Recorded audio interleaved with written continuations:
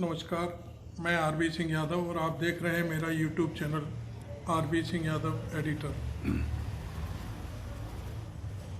आज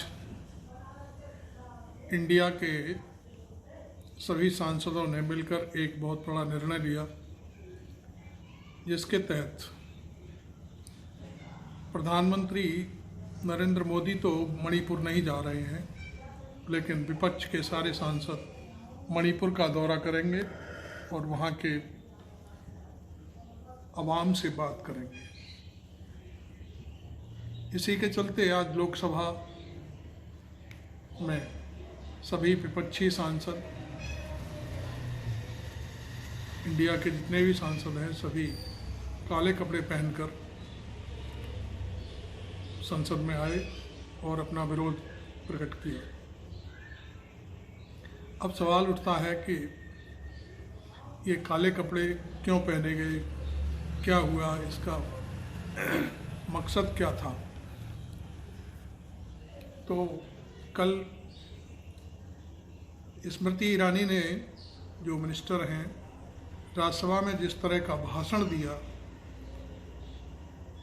जिसमें अपनी पूरी बौखलाहट दिखाई, उसी को लेकर ये सारा कार्यक्रम विपक्ष के सभी सांसदों ने तय किया और यह समझाने का प्रयास किया कि स्मृति ईरानी, छत्तीसगढ़, राजस्थान में जहाँ जहाँ हिंसा हो रही है, बंगाल में हिंसा हो रही है, और आपका कहना है कि विपक्ष चर्चा नहीं करना चाहता, आपको कौन रोक रहा है? आप सत्ता में हैं और भरपूर सत्ता में हैं। आप राजस्थान पर चर्चा कराइए, छत्तीसगढ़ पर चर्चा कराइए, बंगाल पर चर्चा कराइए, बिहार पर कराइए, जहां आपकी मर्जी है उस मुद्दे पर चर्चा कराइए, आपको कौन रोक सकता है। लेकिन आपको शायद ये मालूम नहीं कि मणिपुर, राजस्थान, छत्तीसगढ़ या बंगाल, इन राज्यों की आपसी जो हिंसा है या जो आपसी घृणास्पद राजनीति है, बदले की भावना है, उसमें बहुत अंतर है। आप अपने चक्षु खोल कर देखिए। ये विपक्ष का कहना है कि मणिपुर में और राजस्थान की हिंसा में कितना अंतर है। तो मैं आपको इसी बात पर फिर ले जा रहा हूँ कि सारे सांसद मिलकर के अब मणिपुर का राज्य का दौरा करके वहाँ के बहनों और भाइयों से मिलेंगे, बच्चों से मिलेंगे, जो 50,000 से अधिक लोग शिविरों में रह रहे हैं, उनसे उनका दुख दर्द पूछेंगे। यही नहीं, अब एक और बात निकल कर आई है। मिजोरम के सीएम ने कहा है कि ये सब जो हिंसा हो रही है वो बंद होनी चाहिए और केंद्र को इसमें दखल देना चाहिए। इस पर बीरेन्द्र सिंह ने मिजोरम के चीफ मिनिस्टर को उनके राज्य में दखलंदाजी करने का भी नोटिस दे दिया। नोटिस मीन्स डांट लगा दी कि आप अपनी हद में रहिए और मणिपुर के बारे में कुछ ना बोलिए। कमाल है। असम के मुख्यमंत्री मणिपुर के कई संगठनों से बात कर सकते हैं, उन्हें सलाह दे सकते हैं, उन्हें डांट सकते हैं, फटकार सकते हैं, उनके ऊपर टीका टिप्पणी कर सकते हैं, लेकिन मिजोरम के चीफ मिनिस्टर मणिपुर के बारे में कुछ नहीं कह सकते। अब सवाल उठता है, देखिए कैसे सरकारें दोनों तरफ, तीनों राज्यों में डबल इंजन की सरकारें हैं। तो मणिपुर के चीफ मिनिस्टर मिजोरम के चीफ मिनिस्टर को तो फटकार लगा रहे हैं और असम के मुख्यमंत्री से डरते हैं, उनको कुछ भी नहीं बोल रहे हैं। तो खैर जो भी है, ये उनकी अपनी अंदरूनी लड़ाई है जो खुल कर के सामने आ रही है। मणिपुर के एक कुकी विधायक तो पिछले 10-12 दिन से घायल पड़े हुए हैं। उनकी फैमिली का दावा है कि अब तक 70-80 लाख रुपया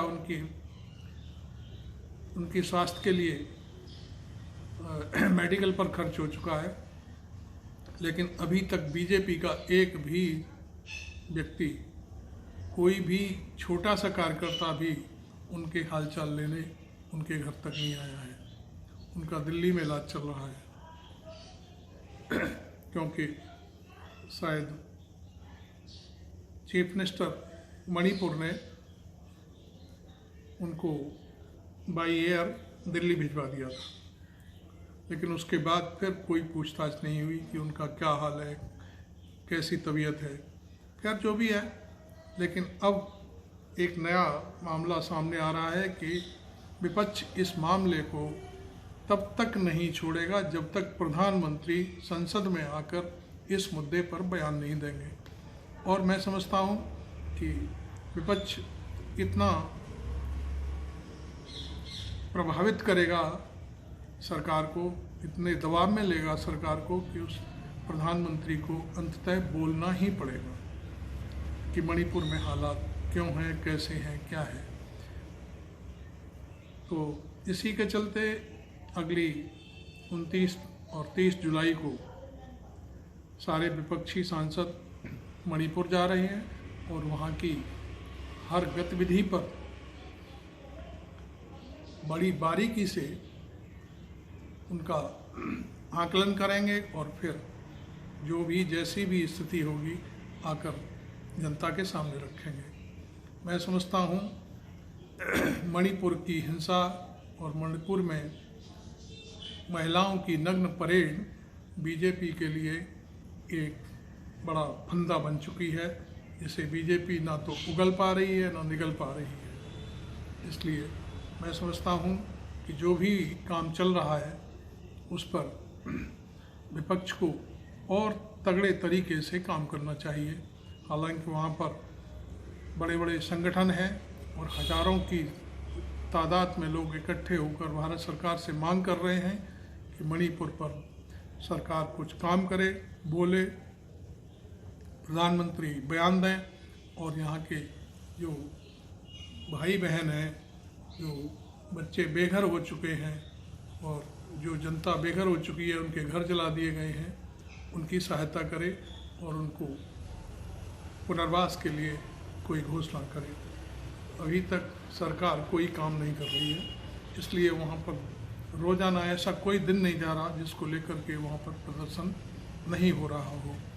खैर, प्रधानमंत्री नरेंद्र मोदी और अमित शाह की अपनी कोई नीति हो सकती है कि वो इस मुद्दे पर क्यों नहीं बोलना चाहते, उनका क्या नुकसान होने वाला है।